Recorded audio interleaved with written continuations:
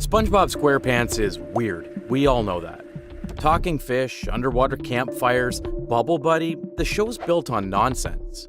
But then there's SB-129, the episode that confused everyone when it first came out. An episode so surreal, so glitched, so out of place, fans still can't agree on what it even means. Some say it's a time travel episode gone wrong. Others think it's a metaphor for nihilism. And yeah, there's even a theory that Squidward dies midway through the episode. But what if none of those theories tell the whole story? Because the more I rewatched it, the more I realized something.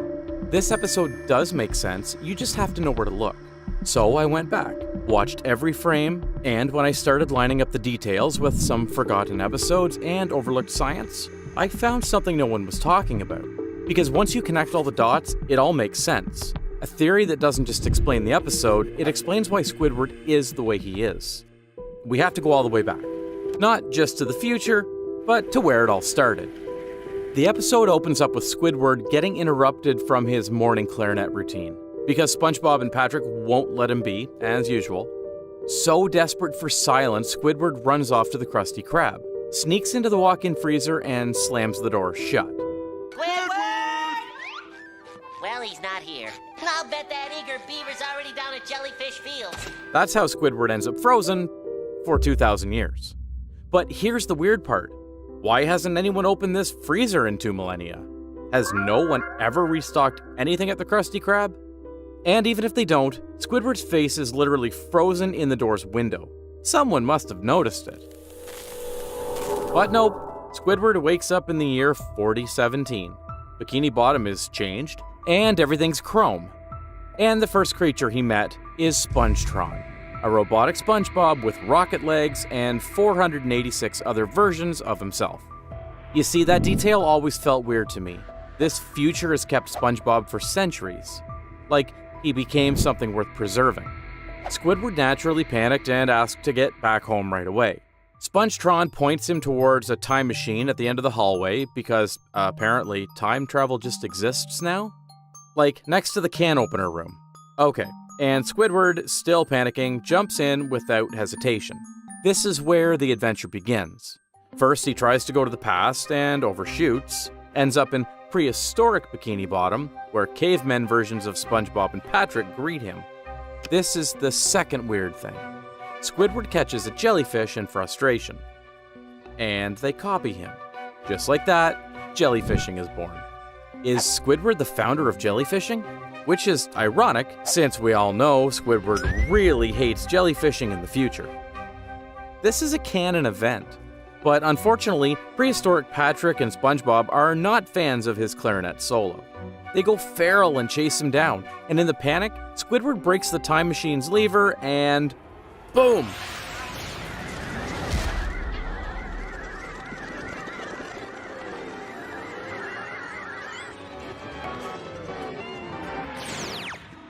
He's not in the past, he's not in the future, he's nowhere.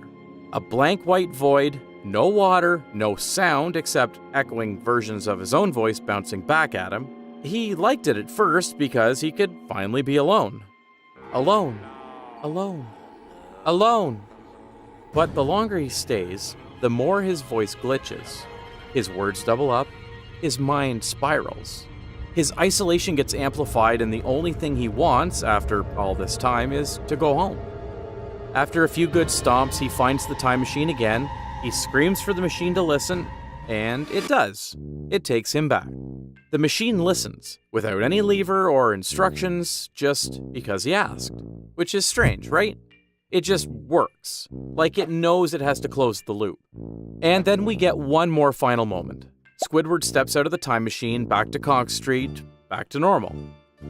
Then comes the final punch, with Patrick and SpongeBob asking him to go jellyfishing again, and this... Who's the barnacle head who invented that game anyway?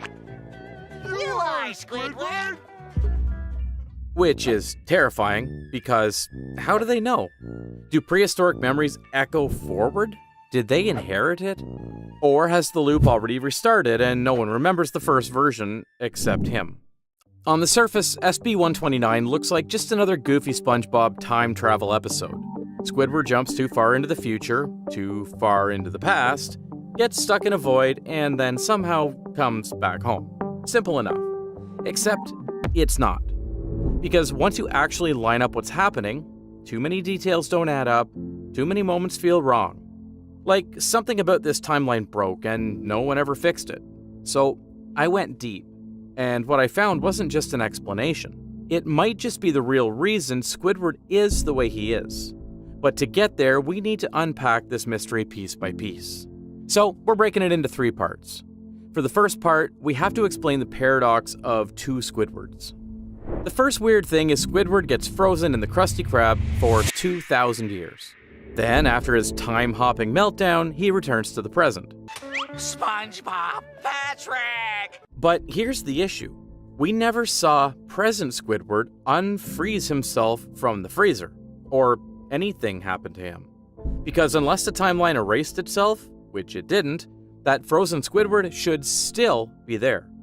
Which means there are now 2 versions of him in the same timeline. One who's been through a metaphysical journey across time and space, and one who's still just sitting in a freezer, completely unaware.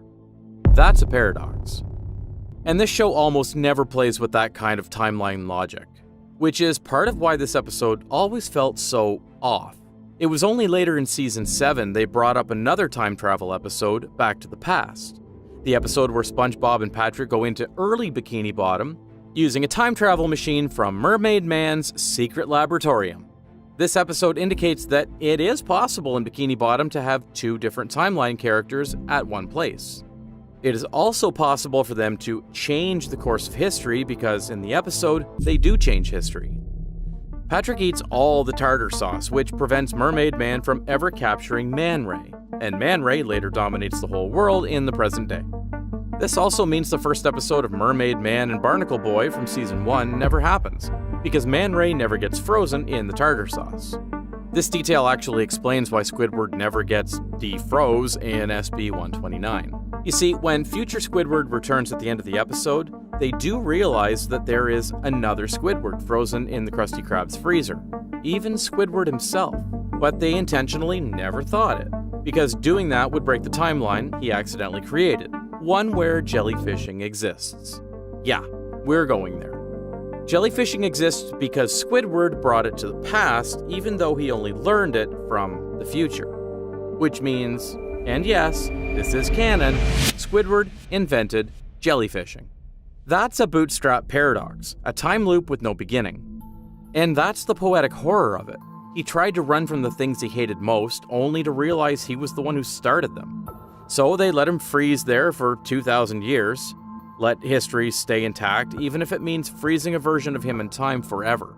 But that still doesn't explain the weirdest moment in the future. Because after 2,000 years, when Squidward wakes up, Spongetron looks at him and says, I am Spongetron. Welcome to the future. Like he was expecting him. By now we've established 2 things. 1, time travel is real in Bikini Bottom. And 2, the timeline remembers. And if the future SpongeBob descendants know Squidward was coming, that raises a new question. Did they pass along the words to their descendants? And that brings us to the second part of the theory.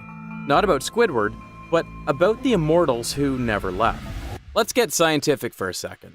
Sea sponges can live up to thousands of years in the deep ocean.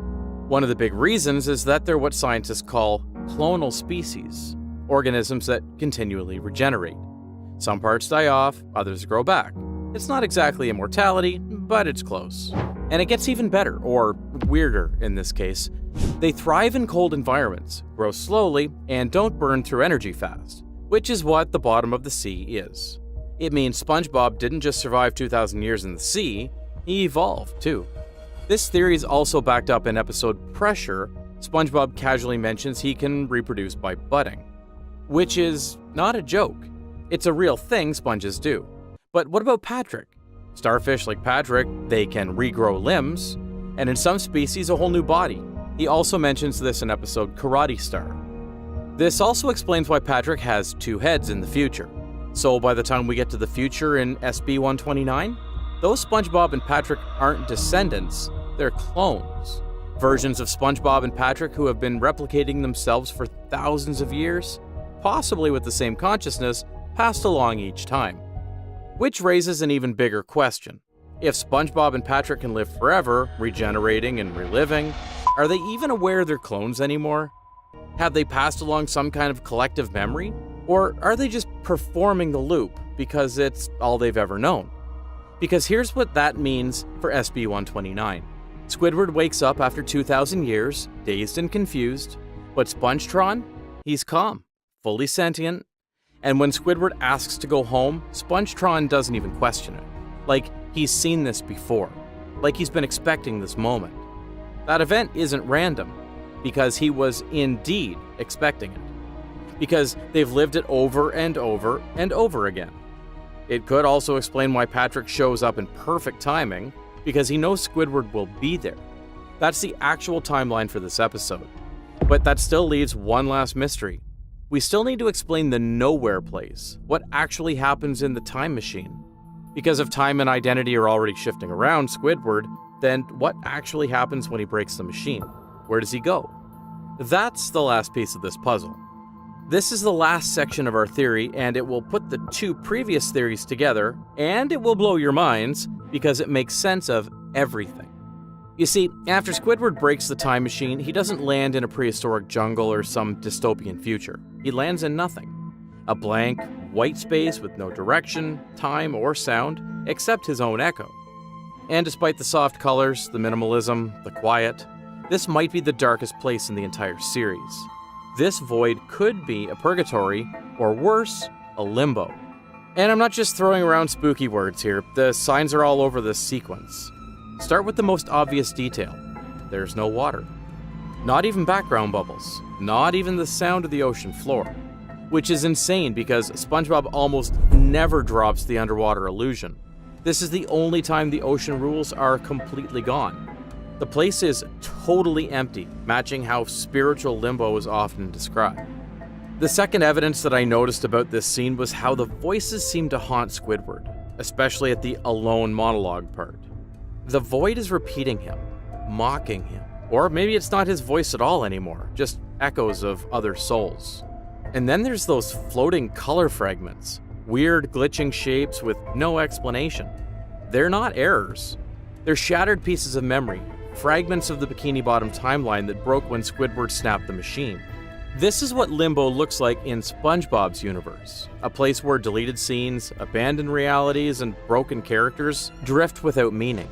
This is where the loop ends, and you don't. But the true tragedy lies in the way Squidward gets there. Before he arrives in the void, the time machine doesn't just malfunction, it glitches out completely, spinning wildly, folding in on itself, cycling through colors, and then it disappears in a burst of white light. You could interpret this as Squidward dying. There is no way Squidward could have survived being flattened to almost subatomic size and an explosion of white energy.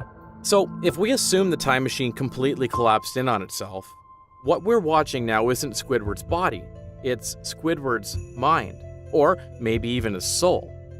And if Squidward just stayed in this realm, he would be placed in a state of suffering. Being out of the seawater would have probably suffocated him. And haunted by the voice of the lost souls in this case.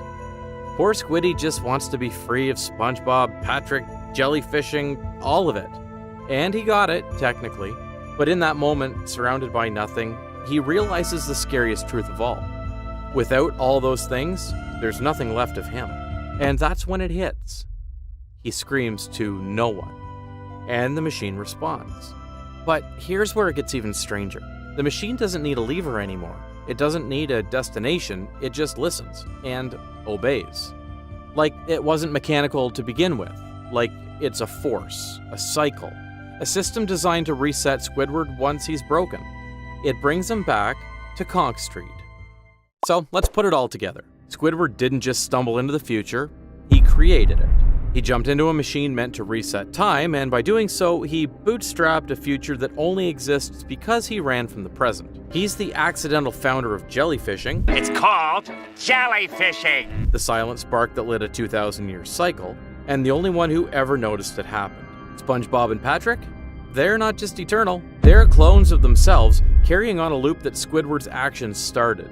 A loop they've preserved, maintained, repeated, without ever questioning it. And when Squidward tries to escape the loop by breaking the machine, by stepping outside of time, he breaks himself instead.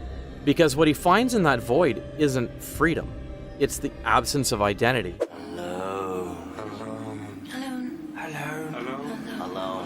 You think this episode was about Squidward being annoyed?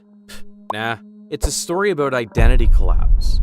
About what happens when you reject the part you've been assigned, and find that nothing else is waiting for you. One Squidward is still frozen in the freezer, untouched, forgotten, and quietly holding the loop in place.